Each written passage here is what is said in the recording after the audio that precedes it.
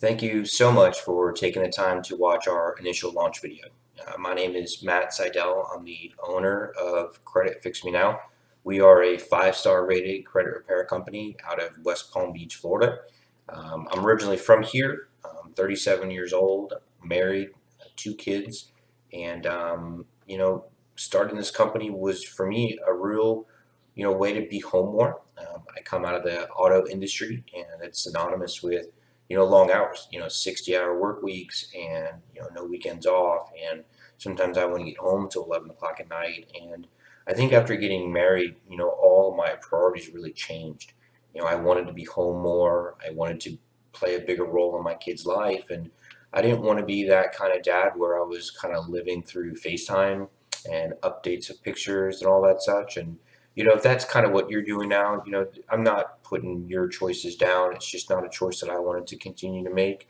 That business, I just kind of grew out of it. It's a real grind, and it just wasn't fun for me anymore. You have customers that come in 20 or 30 minutes before you close, and I had to stay there. I couldn't leave, and they don't put a deal together for any one of a variety of reasons. And next thing you know, it's 10:30 at night. I'm getting home, eating dinner, climbing into bed, only to be back there at 8:30 next morning. And I haven't seen my kids. I didn't really get a chance to be married to my wife. And I just felt like if that was something that I had worked my whole life to work towards, then I should prioritize that. So, starting this company for me was a real great way to do that, to be home more, but really because I could do something about, the challenge credit that I was seeing. And so, it really fell on my heart to do that because I could. So we started this company. We opened the doors in October of 2018. We have really started taking clients in December. A couple months later, if you get everything set up and such. But since then, we've helped over 150 people by now in and out of the programs. We've bought houses, we've refinanced cars, we've gotten consolidation loans, we've helped qualify for better rates for student loans. Just a lot of really, really cool stuff. And people call me all the time after their updates, and they're like, "Oh man, I'm just so thankful, and you've had the impact on my life, and I'm so much more credit educated. I've got a real second chance now, and they owe it to me." And I really try not to take all the glory because it's not something that I did. It's really a team effort, and God plays a real big role in my business. So I always feel like I'm led to this, and customers are led to me, and that's just kind of how I run my company, and we run it faith and love first, and everything else just kind of falls in line, after that. I really try to convey that, we love everybody, and we love on them. And, we tell them all the time, we're with you, we're rooting for you, we're praying for you. And that's just how we run the company. And it's worked real well for us. I think that message is conveyed, really well over the phone. But every month we get to talk, and you see the updates. And there's nothing better than calling somebody after a 50 or 60 point increase. And they've just worked so hard. They've done all the right things, and it's really cool to be a part of that story for them. So again, we just try to love on everybody that we can. And again, the reason I started this company, and I'm going to review that here next slide, is because this is the problem with the system, and the system is really designed to hold you where you're at. It's really not designed to give you a second chance. You're never just going to get a second chance. Experian, Equifax, Changing, never going to call you and say, "Hey, Matt, we realize you've been down for a while.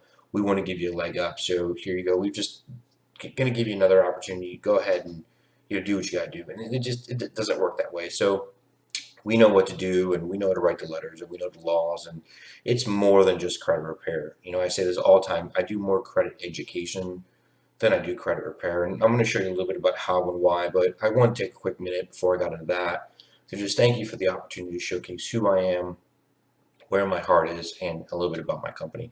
So enjoy the next slide, and we'll get to know each other. Hopefully hit subscribe, and the notifications button so you see when we're going to post. So I plan on posting quite often credit tips and frequently asked questions. Feel free to leave anything you want in the comments. I will answer in video to the comments, so it actually gives me content. So I would absolutely just encourage you to do and ask whatever it is that you want. Email them in if you want. I'm going to put all my contact info there. We're on Facebook. Feel free to reach out there. Whatever it is that we can do to answer any of your questions, even if it's for free, whatever you need. If you just need something quick, I'm happy to answer it for you. So thank you so much for tuning in. God bless you, and we love you. So this here, what you're looking at is a basically a credit report of a charge-off on the TransUnion Bureau. The biggest thing that you're going to notice here is how much money it is for the banks, not so much for the customer. So let me show you exactly what you're looking at, and I'll break it all down on the next slide. But you can see real quick on October 1st, 2015, somebody came in and bought a car. They financed just about $11,700. 42 months later, they were no longer making payments for one reason or another. Usually, when you're talking about financing 12 grand, that's probably a used car, something probably 60, 70, 80,000 miles. When they stop making payments on it 4 years later, you take an average, 12,000 miles a year, and that listing's got 120, 130,000 miles on it or whatever.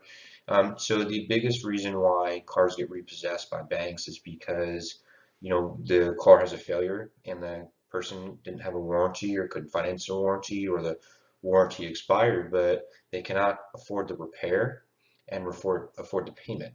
So what happens is they take a look at this scenario and they say, well, I'm not putting, $2,500 transmission in this car. I never even wanted this car. If you take it a step back and understand that this situation was avoidable to begin with, had somebody been educated from a credit standpoint on how to rebuild and repair, they could have avoided this. Because this all day long is, I don't know the rate, I don't have the contract, but it's all day long, it's probably somewhere in the 18-20% range. But what you're looking at here is 42 payments, and it doesn't say here, but the payment's $234.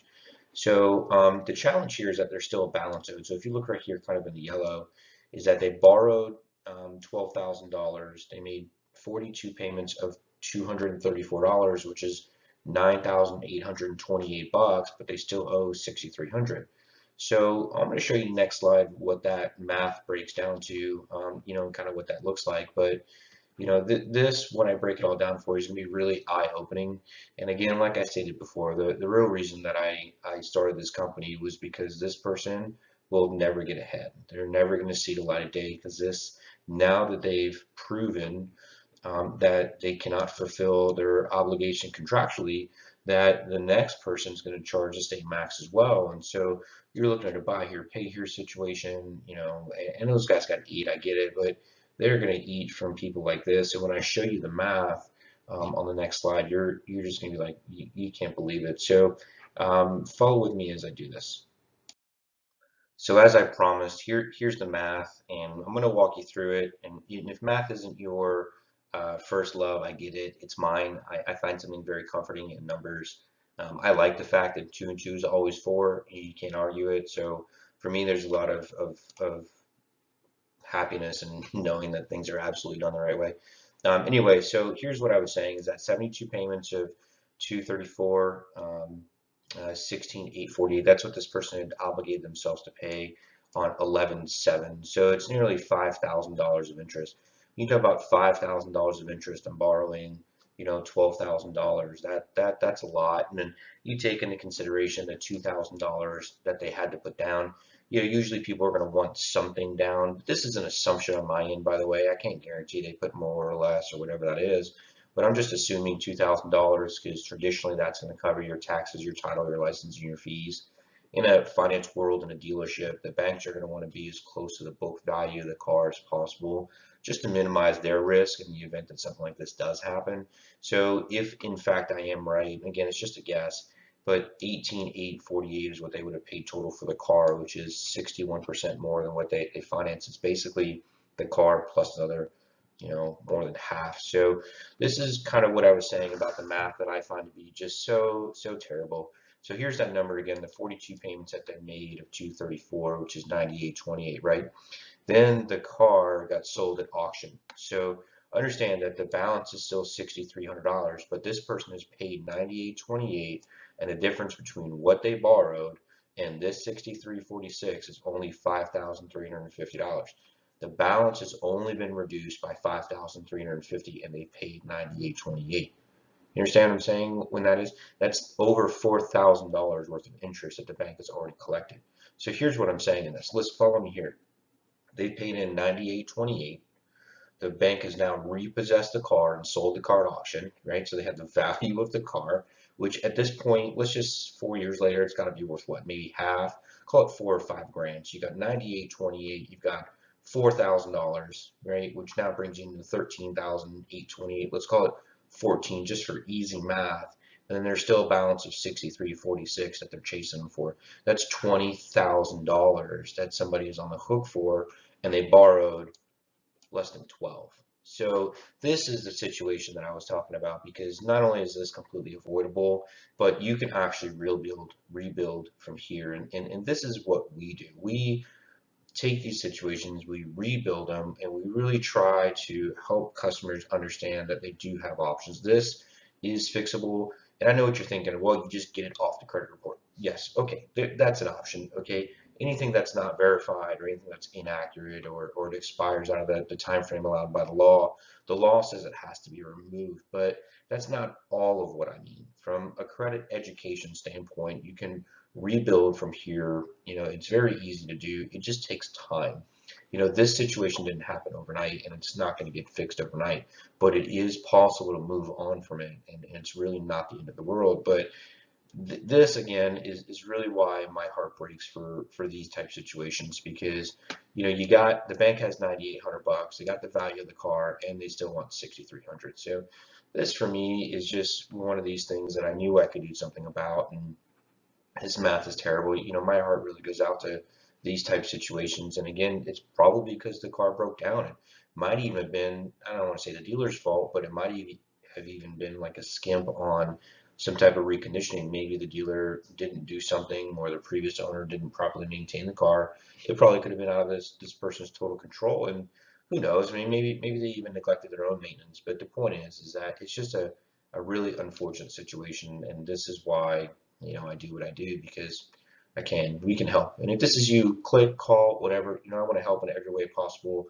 I just want you to know that you're not alone. These situations you can come back from, and we're here to help in every way.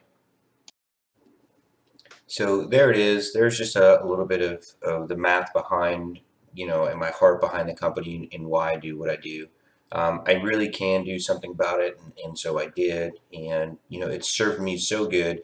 There was no paycheck that I ever got that brings me as much joy as being home to put my kids to bed, and read them a book and say a prayer with them, and be married to my wife, who and really her love language is quality time. So I have a thriving marriage, happy kids. And when I call people and we do updates, and they're happy, and we're getting people approved, that to me is living out the purpose that God has for my life.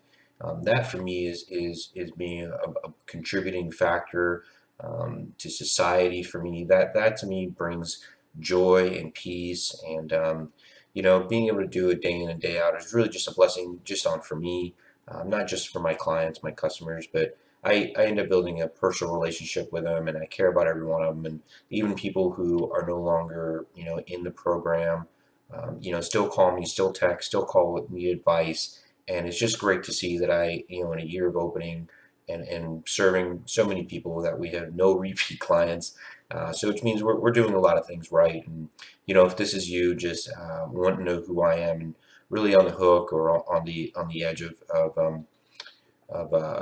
enrolling, please do allow me the opportunity to serve you, and we're going to take good care of you. But I just want to say thank you again for the opportunity to showcase who I am and why I do what we do. And there's plenty of videos here. Please feel free to watch them. Sign up for the subscription. Sign up for the notifications, and do all that. And we're going to be with you, hopefully learning together. And again, drop something in the comments. And God bless you.